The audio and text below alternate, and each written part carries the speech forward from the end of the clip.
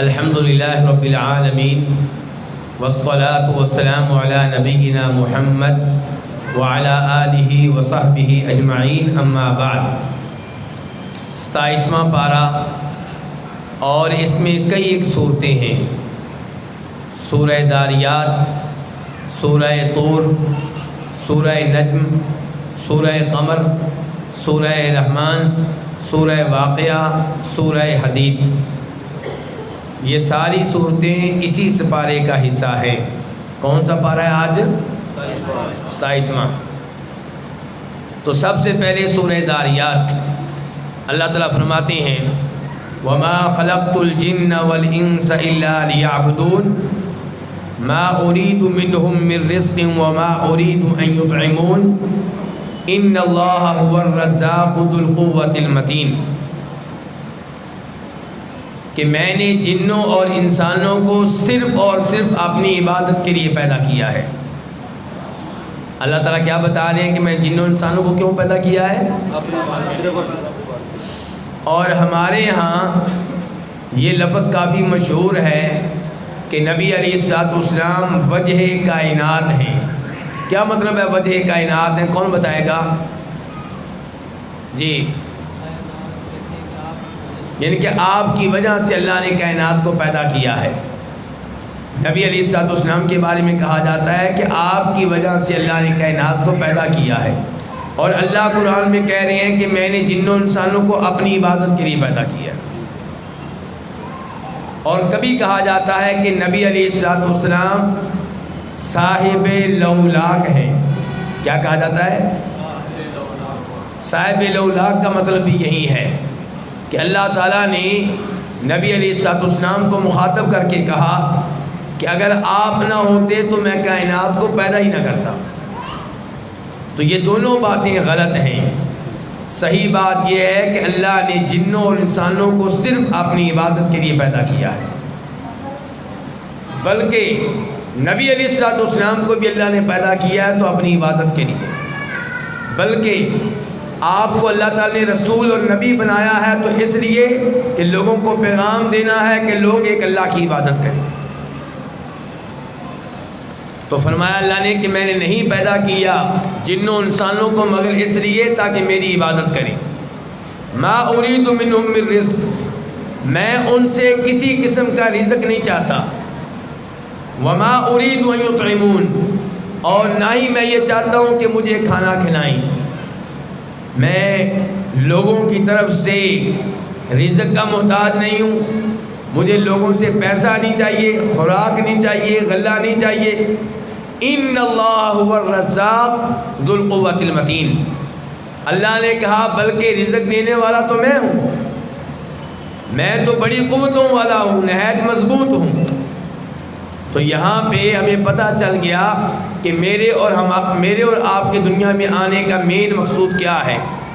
تو کیا ہے جی؟ ایک اللہ کی عبادت، صرف ایک اللہ کی عبادت، یہ میرے اور آپ کے دنیا میں آنے کا مقصد ہے۔ سورہ طور آیت نمبر 21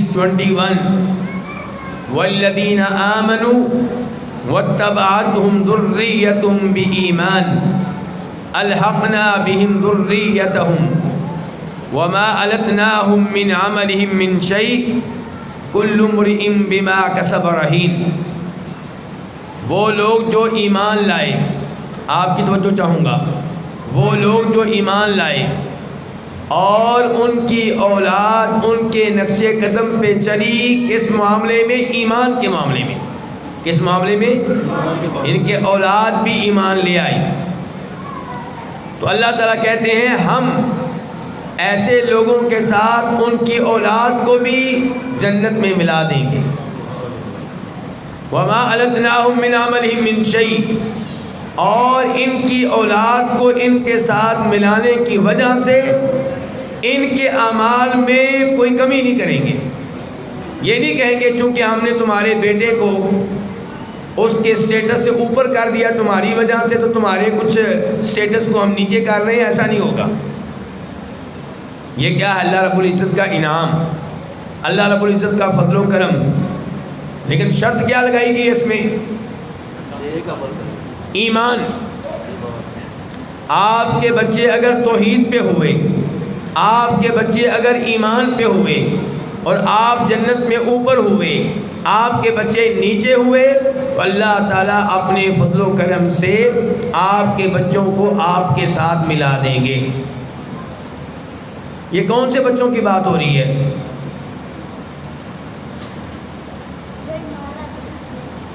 نہیں بیٹا، آپ سوال کچھ اور ہے۔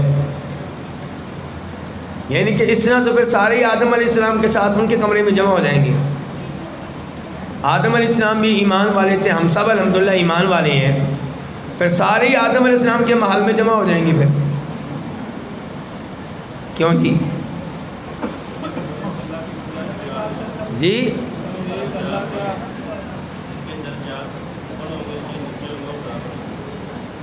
تو برابر ہو، ٹھیک ہے، پھر اس کا مطلب ہے آدم علیہ السلام کی اولاد میں سے جو بھی ایمان والے ہیں وہ سارے آدم علیہ السلام کے برابر ہوں گے، پھر نیچے کون ہوگا؟ پھر تو سارے آدم علیہ السلام کے برابر ہو جائیں گے، تو جنت کے جو نچلے درجے ہیں وہاں پہ پھر کون ہوگا؟ ہم ساری آدم علیہ السلام کی اولاد ہیں نا،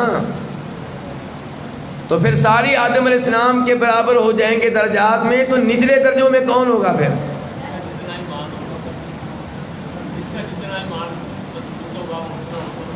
نہیں، اللہ تعالیٰ کہہ رہے ہیں کہ آپ کی اولاد اگر کچھ کمزور بھی ہوئی ایمان کے عمل کے لحاظ سے، لیکن ہوئی وہ بھی مومن، تو ہم ان کو آپ کے ساتھ جا ملا دیں گے، آپ کے درجے میں ان کو پہنچا دیں گے۔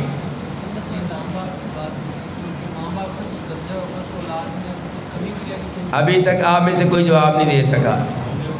یہ ان بچوں کی بات ہو رہی ہے جو بچپن میں ہی فوت ہو گئے، جو بچپن میں ہی فوت ہو گئے، جن کی اپنی فیملی بنی نہیں، جن کی اپنی اولاد بنی نہیں، ورنہ جس کی اپنی اولاد بن گئی، اپنی نسل بن گئی، اس کا اپنا ایک سسٹم ہو گیا۔ تو مجھے امید ہے کہ یہ بات آپ سمجھ گئے ہوں گے۔ تو اللہ تعالیٰ کہہ رہے ہیں کہ وہ لوگ جو ایمان لائے اور ان کی اولاد نے ان کی پیروی کی ایمان کے لحاظ سے، تو ہم ان کی اولاد کو ان کے ساتھ ملا دیں گے اور ان کے عمل میں کوئی کمی نہیں کریں گے۔ کل امرئ بما کسب رہین، ہر انسان اپنے اعمال کے بدلے میں گروی ہے، یعنی کہ یہ نہیں ہوگا کسی کو ہم سزا دیں ان گناہوں کی جو اس نے کیے نہیں، جو کسی اور نے کیے ہیں۔ ہر ایک کو جب سزا ملے گی تو اپنے گناہوں کی وجہ سے ملے گی، لیکن یہ ممکن ہے کہ آپ کی اولاد کو آپ کی وجہ سے فائدہ ہو جائے، اگر آپ کی اولاد صاحب ایمان ہوئی، صاحب توحید ہوئی۔ سورہ نجم آیت نمبر 3 اور 4، وَمَا يَنْطِقُ عَنِ الْهَوَىٰ إِنْ هُوَ إِلَّا وَحْيٌ يُوحَىٰ، کہ نبی علیہ السلام جب کلام کرتے ہیں، جب گفتگو فرماتے ہیں، تو اپنی ذاتی خواہش سے گفتگو نہیں فرماتے۔ آپ جب بھی کلام کرتے ہیں وہ کلام کیا ہوتا ہے؟ وحی ہوتی ہے۔ اس سے پتہ چلا کہ پورے کا پورا قرآن انسانی کاوش نہیں بلکہ اللہ کی وحی ہے، اور نبی علیہ السلام کی وہ ساری گفتگو جس کا تعلق دین سے ہے، جس کا تعلق شریعت سے ہے، وہ ساری کی ساری کس کی طرف سے ہے؟ اللہ کی طرف سے۔ معاملہ یہاں تک ہے کہ ابو داؤد شریف کی حدیث ہے کہ جناب عبداللہ بن عمر بن عاص کہتے ہیں، جی بیٹا کس صحابی کے نام لیا میں نے؟ عبداللہ بن عمر بن عاص، کس صحابی کے نام لیا ہے؟ یہ کہتے ہیں کہ نبی علیہ السلام جو بھی گفتگو فرماتے میں لکھ لیتا تاکہ میں اسے یاد رکھوں۔ قریشی لوگ میرے اوپر ناراض ہوئے، یعنی کہ مسلمان قریشی، صحابہ کرام قریشی، کہنے لگے اللہ کے رسول کی ہر بات لکھ لیتے ہو۔ اللہ کے رسول کبھی غصے کی حالت میں ہوتے ہیں، کبھی خوشی کی حالت میں ہوتے ہیں، تو ہر بات لکھنے والی نہیں ہوتی۔ عبداللہ بن عمر بن عاص کہتے ہیں میں نے اس موضوع پہ نبی علیہ الصلوۃ والسلام سے گفتگو کی تو آپ نے کہا میں جو بھی کہوں لکھو، اللہ کی قسم یہاں سے جو بھی کلمہ نکلے گا وہ حق پہ مشتمل ہوگا،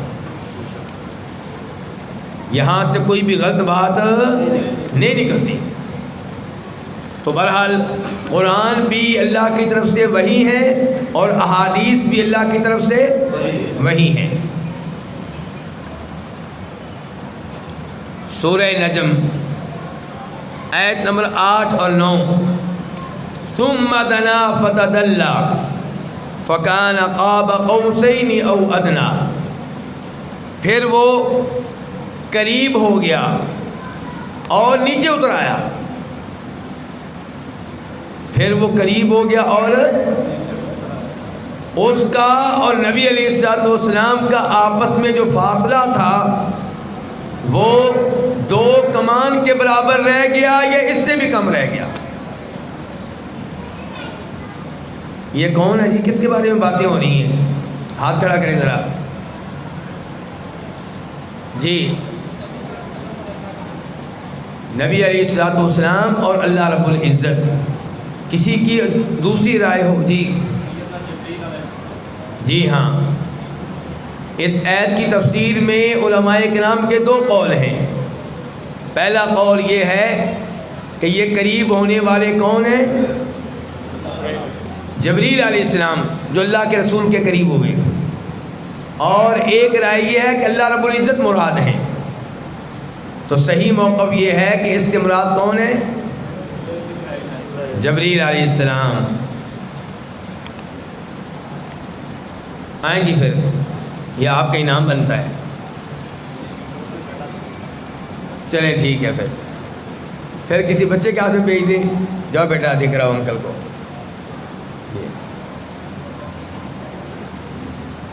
دیکھیں، بیٹھے بیٹھے ایسے نہ کریں، آرام سے بیٹھ جائیں بیٹا، شرارتیں نہ کریں بیٹا، بیٹھ جائیں آرام سے۔ آپ کو اس لیے لایا گیا، یہاں درس سنیں، بھاگنے کے لیے نہیں لایا گیا، آرام سے بیٹھ جایا کریں۔ چلیے دیکھیں بھائی، اگر آپ ان 2 آیتوں سے پہلی آیتیں پڑھ لیں تو آپ کو پتہ چلے گا تذکرہ ہو رہا ہے جبریل علیہ السلام کا۔ ان 2 آیتوں کے بعد کی آیتیں پڑھ لیں، پتہ چلے گا تذکرہ ہو رہا ہے جبریل علیہ السلام کا۔ تو اس لیے اس سے مراد جبریل علیہ السلام ہی ہیں۔ اور مزید تائید بخاری شریف کی اس روایت سے ہو جاتی ہے جس کے راوی جناب عبداللہ بن مسعود رضی اللہ تعالی عنہ ہیں۔ وہ کہتے ہیں کہ اس سے مراد جبریل علیہ السلام ہیں۔ کون کہہ رہے ہیں؟ کہ اس آیت سے میں جس کا تذکرہ آیا ہے وہ جبریل علیہ السلام ہیں، اور جبریل علیہ السلام کو آپ نے دیکھا، اس کا تذکرہ ہو رہا ہے۔ جب دیکھا تو جبریل علیہ السلام کے 600 پر تھے۔ کتنے پر تھے؟ 600 پر۔ اور ان کی جسامت نے آسمان و زمین کے مابین خلا کو پر کر رکھا تھا۔ کچھ سمجھائی کہ نہیں آئی؟ اللہ کی ایک مخلوق جبریل کا یہ حال ہے کہ ان کی جسامت نے آسمان و زمین کے مابین خلا کو پر کر رکھا تھا۔ اور کتنے پر تھے؟ 600۔ نبی علیہ الصلوۃ والسلام نے جبریل علیہ السلام کو ان کی اصلی شکل و صورت میں کتنی بار دیکھا ہے؟ جی 2 بار۔ واہ جی واہ، ماشاءاللہ۔ لو جی، اس جواب کی مجھے امید نہیں تھی۔ 2 بار دیکھا ہے۔ جبریل آپ کے پاس بار بار آتے رہے، لیکن انسانی شکل میں۔ کس شکل میں؟ اپنی اصلی شکل و صورت میں اللہ کے رسول علیہ السلام نے ان کو صرف 2 بار دیکھا ہے۔ ایک معراج کے موقع پہ، اور ایک جب آپ پہ شروع میں وحی نازل ہوئی، پہلی وحی کے موقع پہ نہیں، اس کے بعد والی وحی کے موقع پہ۔ تو یہ جو تذکرہ ہو رہا ہے یہ پہلی بار دیکھنے کا تذکرہ ہو رہا ہے۔ تو بہرحال اس سے مراد جبریل علیہ السلام ہے، اللہ تعالیٰ اس سے مراد نہیں ہے، کیونکہ اللہ تعالیٰ کو آپ نے دیکھا نہیں ہے۔ سورہ نجم آیت نمبر 26 وَكَم مِّن مَلَكٍ فِي السَّمَاوَاتِ، آسمانوں میں کتنے ہی فرشتے ہیں، آسمانوں میں کتنے ہی فرشتے؟ لا تغنی شفاعتہم شیئا، جن کی شفاعت کچھ بھی فائدہ نہیں دیتی۔ تذکرہ ہو رہا ہے ان فرشتوں کا جو صبح و شام اللہ کی عبادت میں لگے رہتے ہیں۔ فرمایا کتنے ہی فرشتے ہیں آسمانوں میں، ان کی شفاعت کچھ بھی فائدہ نہیں دیتی۔ الا من بعد ان یأذن اللہ، فرشتے کی شفاعت کا فائدہ تب ہوگا جب فرشتہ اللہ کی اجازت سے شفاعت کرے۔ لمن یشاء ویرضی، اور اس کے حق میں شفاعت کرے جس کے حق میں شفاعت کرنے کو اللہ پسند کرے۔ واضح ہو گیا علماء کرام؟ اللہ کے ہاں شفاعت تب فائدہ دے گی جب شفاعت کرنے والا اللہ کی اجازت سے شفاعت کرے۔ نمبر 2، جس کے بارے میں شفاعت کرے اس کے بارے میں اللہ بھی چاہتے ہوں کہ شفاعت کی جائے، ورنہ شفاعت کا فائدہ من ذا الذی یشفع عندہ الا بإذنہ، اس آیت پہ غور کر لیں تو آپ اسی مفہوم تک پہنچیں گے۔ سورہ نجم آیت نمبر 39، وَأَن لَّيْسَ لِلْإِنسَانِ إِلَّا مَا سَعَىٰ، انسان کو وہی نیکیاں ملیں گی جن میں انسان کی اپنی کوشش ہوگی۔ واضح ہو گیا؟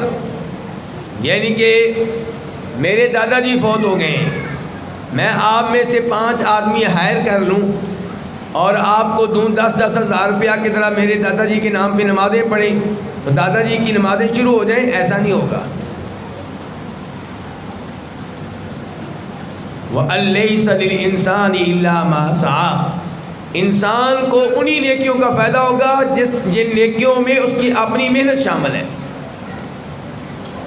البتہ کچھ نیکیاں ہیں جن کے بارے میں آ گیا کوئی اور کرے تو میت کو فائدہ ہوگا، تو ہم نے انہی تک محدود رہنا ہے جن کا تذکرہ آ گیا ہے۔ میت کی طرف سے صدقہ کیا جائے میت کو فائدہ ہوتا ہے، میت کی طرف سے حج کیا جائے میت کو فائدہ ہوتا ہے، شرط یہ ہے کہ میت کی طرف سے حج کرنے والے نے پہلے اپنا حج کر رکھا ہو۔ میت کی طرف سے عمرہ کریں تو انشاءاللہ میت کو فائدہ ہوتا ہے، شرط یہ ہے کہ عمرہ کرنے والے نے زندگی میں پہلے کبھی اپنا عمرہ کیا ہوا، اور اس کے بعد کیا ہے میت کے لیے دعائیں کرنا، تو میت کو دعاؤں کا فائدہ ہوتا ہے، صدقہ خیرات کا فائدہ ہوتا ہے، حج عمرے کا فائدہ ہوتا ہے۔ نمازیں آپ پڑھیں اور میت کو بخش دیں کوئی فائدہ نہیں ہوگا، کوئی دلیل نہیں ہے۔ قرآن کریم آپ پڑھیں اور کہیں کہ میں نے یہ میت کو دے دیا، 30 پالے دے دیے، 10 پالے دے دیے، اس کا قرآن و حدیث سے کوئی ثبوت نہیں ملتا۔ سورہ قمر آیت نمبر 1، اقتربت الساعۃ وانشق القمر، قیامت بہت قریب آ گئی ہے اور چاند پھٹ گیا ہے۔ چاند کیا ہے؟ نبی علیہ الصلوۃ والسلام کا یہ معجزہ ہے کہ آپ سے نشانی مانگی گئی تو اللہ نے آپ کو نشانی دی کہ چاند کے 2 ٹکڑے ہو گئے۔ یہ واقعہ ہو چکا ہے اور یہ واقعہ دلیل ہے نبی علیہ الصلوۃ والسلام کے سچے نبی ہونے کی، اور قیامت بہت قریب ہے۔ یہ اللہ نے کہا تھا آج سے 1400 سال پہلے، 14 صدیاں گزر گئیں ابھی تک آئی نہیں ہے، تو پھر قریب ہے کہ دور ہے؟ قریب ہے۔ کیوں جی؟ میں نے اس دن سمجھایا تھا نا آپ کو، یاد ہے کہ بھول گئے؟ قیامت جتنا بڑا واقعہ ہے اتنا بڑا واقعہ ہونے کے لحاظ سے آپ یہ کہیں گے کہ یہ قریب ہے، یہ دور نہیں ہے، اور خصوصاً اس لحاظ سے کہ نبی علیہ الصلوۃ والسلام ایک حدیث میں فرماتے ہیں کہ مجھے اور قیامت کو اس طرح بھیجا گیا ہے۔ کیا مطلب؟ ساتھ ساتھ، یعنی کہ میرے بعد اب کو اور نبی نہیں آئے گا، میرے بعد اب قیامت نہیں آنا ہے، تو اس لحاظ سے بھی قیامت کیا ہے؟ قریب ہے۔ سورہ قمر آیت نمبر 17 وَلَقَدْ يَسَّرْنَا الْقُرْآنَ لِلذِّكْرِ فَهَلْ مِن مُدَّكِرٍ، ہم نے قرآن کو آسان بنایا ہے نصیحت لینے کے لیے، کیا کوئی ہے نصیحت لینے والا؟ تو اللہ کیا کہہ رہے ہیں؟ قرآن مشکل ہے کہ آسان ہے؟ اللہ کہہ رہے ہیں نصیحت لینے کے لحاظ سے، غور و فکر کرنے کے لحاظ سے قرآن آسان کتاب ہے، لیکن آج ہمارے ملک کے بہت سے علماء کرام پبلک سے تقاضا کرتے ہیں کہ ترجمہ نہیں پڑھنا، گمراہ ہو جاؤ گے، قرآن بڑی مشکل کتاب ہے، قرآن سمجھنے کے لیے کم از کم 17 علوم کا آنا ضروری ہے۔ کتنے علوم کا؟ اور یہ باتیں کرنے والے کہ 17 علوم کا آنا ضروری ہے، خود بھی 17 علوم لینے سے پہلے دنیا سے رخصت ہو جاتی ہیں، تو پھر قرآن کو کون سیکھے گا؟ تو ایسی بات نہیں ہے۔ اللہ تعالیٰ کہتے ہیں قرآن کو ہم نے آسان بنایا ہے نصیحت لینے کے لیے، اس میں کوئی شک نہیں ہے کہ قرآن کریم کو جب آپ کئی علوم سیکھنے کے بعد سیکھیں گے فائدہ زیادہ ہوگا، لیکن جو قرآن کا عام فہم معنی ہے اس کے لیے 17 علوم کی ضرورت نہیں ہے۔ مثال کے طور پہ وَأَقِيمُوا الصَّلَاةَ، نماز قائم کرو، کیوں جی یہ معنی جاننے کے لیے 17 علوم کی ضرورت ہے؟ کوئی ضرورت نہیں۔ وَآتُوا الزَّكَاةَ، زکوٰۃ ادا کرو، اس کے لیے 17 علوم کی ضرورت نہیں ہے۔ ہاں مزید اس کی گہرائی میں جائیں، مزید اس سے مسائل اخذ کرنا چاہیں تو اس کے لیے یقیناً کئی اور علوم کی ضرورت ہے۔ سورہ رحمان آیت نمبر 1، 2، 3 اور 4 اللہ تعالیٰ کہتے ہیں الرحمن علم القرآن، رحمان نے قرآن کی تعلیم دی۔ قرآن کا علم کس نے دیا ہے؟ اللہ تعالیٰ بطور احسان کہہ رہے ہیں، اور یہ اللہ کا یقیناً بہت بڑا احسان ہے کہ اللہ نے مجھے اور آپ کو قرآن کا علم دیا۔ تو اس لیے قرآن کو سیکھنا چاہیے، قرآن کا علم لینا چاہیے۔ فرمایا رحمان نے قرآن کی تعلیم دی، خلق الانسان، اور رحمان نے انسان کو پیدا کیا، یہ بھی اللہ کی بہت بڑی قدرت ہے۔ علمہ البیان، اور رحمان نے انسان کو بولنے کا، گفتگو کرنے کا طریقہ سکھایا، یہ بھی اللہ کا بہت بڑا احسان ہے۔ اللہ ان نعمتوں کا تذکرہ کر رہے ہیں تاکہ ہم ان نعمتوں کی قدر کریں اور ان نعمتوں پہ اللہ کا شکر ادا کریں۔ سورہ رحمان آیت نمبر 19، 20، 21، 22 مرج البحرین یلتقیان، اللہ نے دو سمندروں کو آپس میں ملا دیا ہے۔ وہ جب آپس میں ملتے ہیں تو صورتحال یہ ہوتی ہے کہ ان کے درمیان ایک آڑ ہوتی ہے، ہر سمندر اپنی حد میں رہتا ہے، دوسرے کی حد میں داخل نہیں ہوتا۔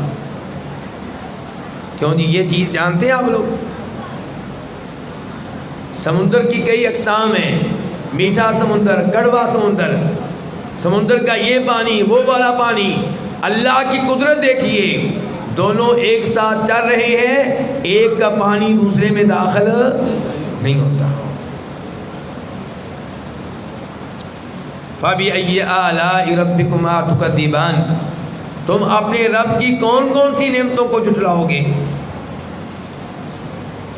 يَخْرُجُ مِنْهُمَا اللُّؤْلُؤُ وَالْمَرْجَانُ، اللہ کا ایک اور احسان، ایک اور نعمت، ایک اور قدرت کہ اللہ ان دو سمندروں سے نکالتا ہے موتی اور مرجان، موتی اور مرجان پتھر۔ یہ ہے وہ تفسیر جو عام فہم ہے، اور ایک ہمارے دوستوں نے دھکے سے اس کی تفسیر بنا لی ہے وہ کیا ہے وہ ذرا دھیان سے سنیں. کہتے ہیں کہ 2 سمندروں سے مراد امیر المؤمنین جناب علی اور سیدہ فاطمہ ہیں. اللہ نے 2 سمندروں کو ملا دیا، یعنی کہ جناب علی اور فاطمہ کو ملا دیا رضی اللہ تعالی عنہما. اچھا، وہ آپس میں یہ 2 سمندر ملتے ہیں اور ان کے درمیان آڑ رہتی ہے جس کو کراس نہیں کرتے. پھر کیا ہوتا ہے؟ ان دونوں سے موتی اور مرجان نکلتے ہیں، یعنی کہ حسن و حسین نکلتے ہیں. اور ایسی غلط تفسیر بیان کرنے پہ ان کو پبلک کی طرف سے شاباش ملتی ہے. کبھی آپ ان کے ویڈیو کلپ دیکھیں تو کہہ رہے ہوں کہ واہ واہ واہ واہ، لگتا ہی نہیں کہ مسجد میں بیٹھے ہوئے ہیں. پبلک کیا کہہ رہی ہوتی ہے؟ واہ واہ واہ. جبکہ اس کے اوپر کیا کہنا چاہیے؟ انا للہ و انا الیہ راجعون، کہ اللہ کے کلام کے ساتھ یہ کھیل تماشا. اللہ تعالیٰ ہدایت دے.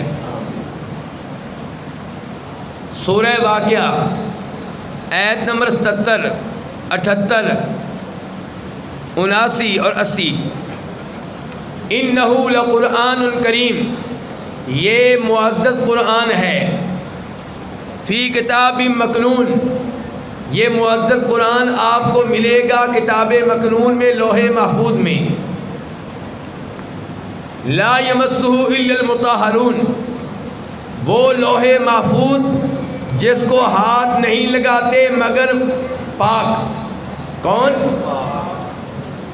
ذرا دھیان سے یہاں پہ ہمارے دوستوں نے قرآن کریم کے ٹائٹل پہ یہ آیت لکھی ہوتی ہے، کون سی؟ لا یمسہ الا المطہرون. اور پیغام یہ دیا جاتا ہے کہ کوئی بھی وہ آدمی جو وضو کے بغیر ہے قرآن کو ہاتھ نہیں لگا سکتا. اور پبلک بھی ایسے موقف کو پسند کرتی ہے. پبلک بھی ایسے موقف کو پسند کرتی ہے، جبکہ یہ موقف درست نہیں ہے. صحیح بات کیا ہے؟ پہلے مسئلہ سن لیں پھر میں آیت کی طرف آتا ہوں. صحیح بات یہ ہے کہ افضل آدمی وہ ہے، کون؟ جو باوضو ہو کے قرآن کی تلاوت کرے. یہ کیا ہے؟ افضل. دوسرے نمبر پہ وہ ہے جس کا وضو نہیں ہے پھر بھی تلاوت کر رہا ہے. پہلے کے پاس 2 نیکیاں تھیں، کون کون سی؟ وضو اور تلاوت. دوسرے کے پاس وضو نہیں ہے لیکن، اور سب سے گیا گزرا وہ ہے جو اس لیے تلاوت نہیں کر رہا کہ میرا وضو نہیں ہے. اب وضو بھی نہیں ہے اور تلاوت بھی نہیں.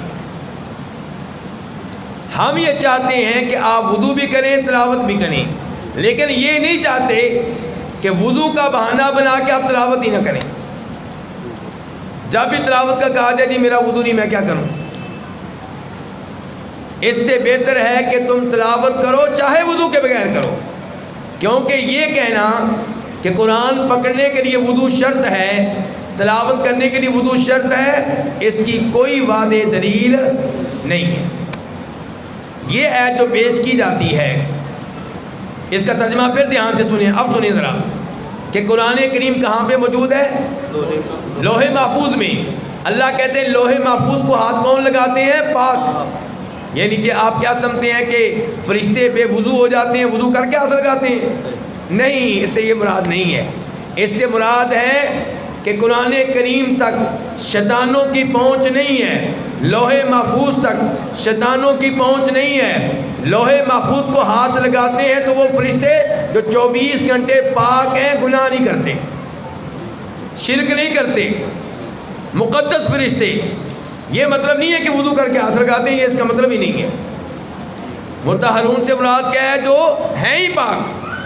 اور مطہرون سے کیا مراد ہے؟ جو پاک ہے ہی پاک. وہ کون؟ فرشتے. تو یہ کہنا کہ قرآن کریم کو ہاتھ لگانا جائز نہیں ہے، تلاوت جائز نہیں ہے جب وضو نہ ہو، اس کی کوئی دلیل نہیں ہے.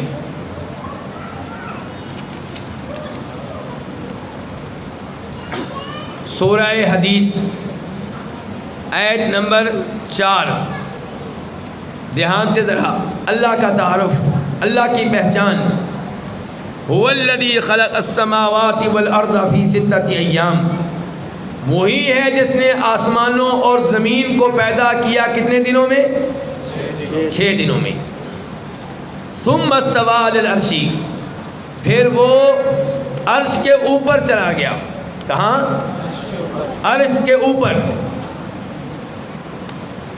اچھا اب عرش کہاں پہ ہے؟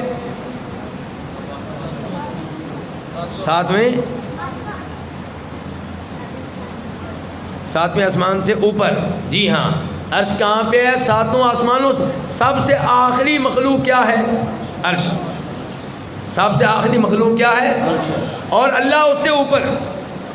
عقیدہ سنیے ذرا، اللہ ذاتی طور پہ کہاں ہے؟ بولیے ذرا. عرش سے یہ کہنا کہ اللہ ذاتی طور پہ ہر جگہ ہے غلط. وہ کہنے والے نے کہا تھا نا، کیا ٹا دے؟ مندر ٹا دے، مسجد ٹا دے، جو کچھ رہندا ہی ٹا دے. ایک بندے دا دل نہ ٹائی کہ دلاں وچ. یہ غلط عقیدہ ہے، قرآن کے خلاف عقیدہ ہے. صحیح بات کیا کہ اللہ کہاں ہے؟ اللہ سب سے اوپر ہیں، اور مسجد کو گرانے کی اجازت نہیں ہے. یہ کہہ رہے مسجد کو گرا دو، بس کسی کا دل نہ دکھے، کسی کا دل نہ دکھے. ایسی عجیب و غریب باتیں آپ کو بڑی پسند آتی ہیں، مجھے پتہ ہے. کئی لوگوں نے لکھا ہوتا ہے نا، مسجد کو سیمنٹ کی بوری دینے سے پہلے یہ دیکھ لیں کہ آپ کے دائیں بائیں کوئی فقیر تو نہیں ہے جو بھوکا ہو. لوگ کہتے ہیں واہ واہ کیا پوسٹ لگائی ہے. یہ سازش ہے مساجد کے خلاف، مدارس کے خلاف. مساجد مدارس ہی تو آپ کو پیغام دیتی ہیں کیا؟ کہ مسکینوں پہ خرچ کرو، بیواؤں پہ خرچ کرو. لیکن آپ مساجد کے خلاف ہیں، اس لیے ایسی پوسٹیں بناتی ہیں. اور عام آدمی مروب ہو جاتا ہے. عام آدمی کہتا ہے کیا بات ہے جی. اگر یہ شرط لگا دی جائے کہ مسجد کو سیمنٹ کی بوری تب دینی ہے جب کوئی غریب نہ ملے، تو پھر تو دنیا میں مسجد بننی نہیں چاہیے، کیونکہ غریب ختم نہیں ہوں گے. غریب ختم تو پھر مسجد نہیں بنانی. حالانکہ مسجد بنانے میں فائدہ کس کا؟ غریب کا. یار آج کی بات سن لیں، میں جس محلے میں رہتا ہوں وہاں کل سے بجلی نہیں ہے. پانی کہاں سے پی رہے ہیں؟ مسجد سے. وضو کہاں کر رہے ہیں؟ اور چونکہ نماز پڑھنے کے لیے جاتے ہیں، واش روم بھی کس کا استعمال کر رہے ہیں؟ تو مسجد تو اللہ تعالیٰ نے نعمت بنائی ہے مسلمانوں کے لیے. حالانکہ میں پسند کرتا ہوں کہ میں گھر سے وضو کر کے جاؤں. میری عادت نہیں ہے مسجد میں وضو کرنا. کیوں؟ گھر سے وضو کر کے جائیں گے، ہر قدم پہ آپ کو ثواب زیادہ ملے گا. لیکن کہنے کا مقصد یہ ہے. اور مساجد میں ہی دسترخوان لگتے ہیں کن کے لیے؟ غریبوں کے لیے. تو اگر فرض کر لیں یہ سارے فائدے نہیں ہیں، پھر بھی اللہ کا گھر بنانا اللہ نے ترغیب دی. اللہ کے رسول نے مدینہ میں آ کے جب مسجد بنائی تھی سارے فقیر ختم ہو گئے تھے. کیوں جی؟ بلکہ انہی فقیروں نے مسجد بنائی تھی، انہی فقیروں نے مسجد بنائی تھی.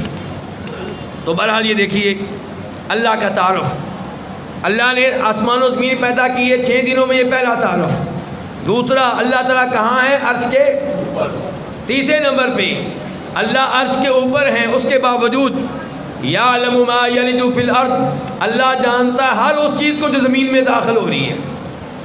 کسان کا دانہ زمین میں داخل ہو رہا ہے، بارش کے قطرے زمین میں داخل ہو رہے ہیں. جو بھی چیز زمین میں جا رہی ہے اللہ اس کو جانتے ہیں. وما یخرج منہا، اللہ ہر اس چیز کو جانتے ہیں جو زمین سے نکل رہی ہے. زمین سے کیا نکلتے ہیں جی؟ پودے، گندم، جو بھی چیزیں نکلتی ہیں، گیس، پٹرول اور لوہا، سونا، چاندی، سب کو اللہ جانتے ہیں. وما ينزل من السماء، اللہ ہر اس چیز کو جانتے ہیں جو آسمانوں سے اتر رہی ہے. کیا اترتا ہے جی؟ مثال کے طور پہ بارش، فرشتے، لوگوں کا رزق، اللہ کی رحمت اور جو بھی چیزیں آسمانوں پہ چڑھ رہی ہیں اللہ ان کو بھی جانتے ہیں. فرشتے چڑھ کے جاتے ہیں, ہمارے اعمال اوپر جاتے ہیں. وَهُوَ مَعَكُمْ أَيْنَمَا كُنْتُمْ, اللہ عرش کے اوپر ہے اور تم میں سے ہر ایک کے ساتھ ہے. کیا مطلب؟